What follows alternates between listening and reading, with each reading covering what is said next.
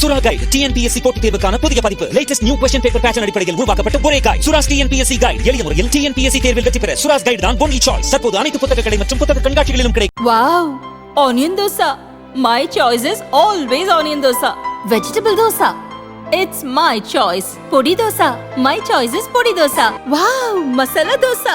It's always my choice. Dosa வகைகளில் ஒவ்வொருவருக்கும் ஒவ்வொரு சாய்ஸ் இருக்கலாம். ஆனால் எல்லா வகை தோசைகளுக்கும் ஒரே சாய்ஸ் இதயம். கரூரில் 100 கோடி ரூபாய் மதிப்புள்ள 22 ஏக்கர் நிலத்தை போலி ஆவணங்கள் மூலம் மோசடியாக பதிவு செய்யப்பட்டதாக சார் பதிவாளர் முகமது அப்துல் காதர் கடந்த மாதம் போலீசில் புகார் அளித்தார். இது தொடர்பாக 7 பேர் மீது வழக்கு பதியப்பட்டது. இந்த மோசடி தொடர்பாக நிலத்தின் உரிமையாளர் ஷோபாவின் தந்தை பிரகாஷும் கரூர் போலீசில் புகார் அளித்தார். இந்த வழக்கில் முன்னாள் அமைச்சர் எம்.ஆர். விஜயபாஸ்கர், அவரது தம்பி சேகர், பிரவீன் உள்பட 13 பேர் மீது வழக்கு பதியப்பட்டது. இந்த வழக்குகளை சிபிசிஐடி போலீசார் விசாரிக்கின்றனர். இந்த வழக்கில் முன்ஜாமீன் கேட்ட விஜயபாஸ்கரின் மனு தள்ளுபடி செய்யப்பட்டது. இச்சூழலில் முன்னாள் அமைச்சர் விஜயபாஸ்கர் தொடர்புடைய இடங்களில் சிபிசிஐடி போலீசார் 5ஆம் தேதி சோதனை நடத்தினர். அதன் தொடர்ச்சியாக இன்றும் 12 இடங்களில் சோதனை நடந்தது.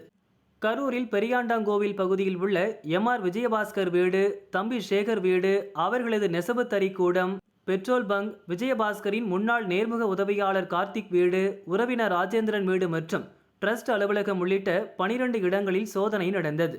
விஜயபாஸ்கரின் மனைவி விஜயலட்சுமியிடமும் விசாரணை நடந்தது. சென்னை வீட்டிலும் சோதனை நடத்தப்பட்டது. சோதனை முடிவில் ட்ரஸ்ட் அலுவலகம், நூல் குடோன் உள்ளிட்ட இடங்களில் இருந்து சில முக்கிய ஆவணங்களை சிபிசிஐடி போலீசார் கைப்பற்றி சென்றுள்ளனர்.